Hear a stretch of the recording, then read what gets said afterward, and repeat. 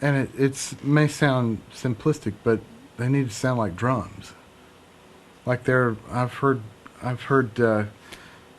stuff that I've been handed to mix as the mixer guy kind of thing, um, where you go, how can somebody put a mic in front of a thing and have it end up on tape as a piece of cardboard, or somebody had to work to get that. So you it's a that's sort of a mystery, but at the same time, you're technically trying to achieve something, and I tend to catalog sounds of things in my head. Like I know what an 1176 sounds like, the ballistics of the compression, and I know what a 57 mic sounds like, and so I have this sort of Rolodex in my head of all these things, like all this gear that you're exposed to and you get to play with, and everybody's different. Like there are certain pieces of gear that I can't make to work for me, save my life. It's just like everybody loves that, but it just doesn't do anything for me. And then there are some things that I have that other people go, you like that? And you go, well, yeah, I do.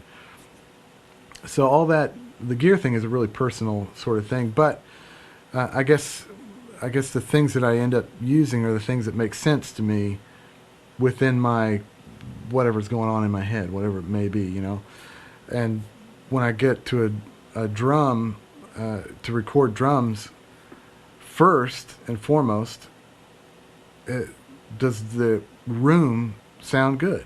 When you hit the drum in the room, does it sound good? When you hit the drum in the room, it sounds good, a lot of your work is done. And does the drum itself sound good?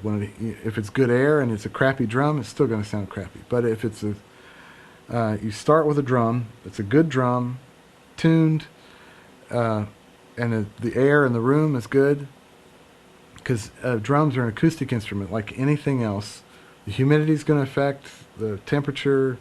So if I can get the drum kit in early, a couple days, a day, whatever, let it acclimate, so much the better. And then you're trying to figure out what it is you want to go for. Do you want the in your face compressed thing? Do you want the big round thing? Do you want like, what do you want? And that requires a different sort of approach on things. Like the big rock thing where there's a big room sound and lots of ambience, requires a large room, and you have different sorts of techniques. Like it's not so much anymore, but you may go in and trigger gates off of all these drums, and you may do this and all these little trickery and frippery things, and or do you want the big round sort of drier thing? Then you need to pull in the room and make it drier, and then compress pieces of the kit to make them have that liquidy sort of thing. And so and while all that's going on, then I kind of take, what does the producer want? What are we trying to get?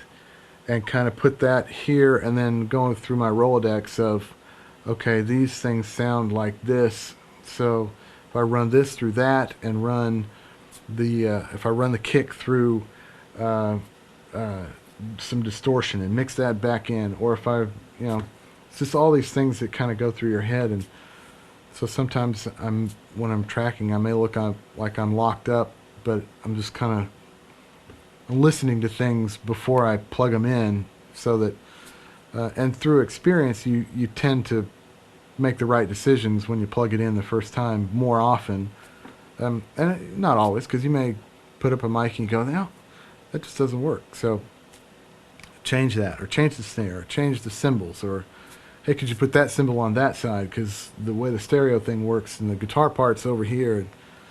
It's all part of that balancing act that you do. And if you're tracking, then you have a chance to do all that kind of from the get-go. And if you're overdubbing to tracks that are already recorded, which I do a lot of. I'll come in and record.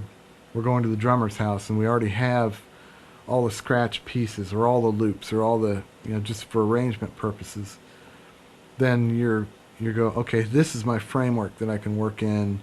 So I may need to change this and think about this a different way. And so you kind of change a little bit depending on if you have a wide open palette where nothing's been recorded, or if you're overdubbing onto an existing track.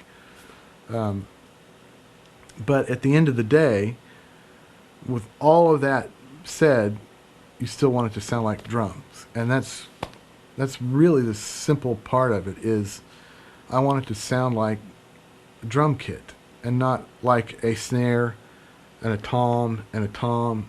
It's like the spill from the tom mics is really important to the snare sound.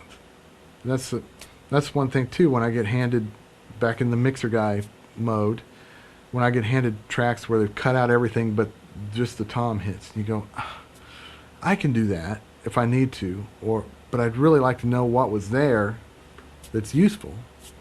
So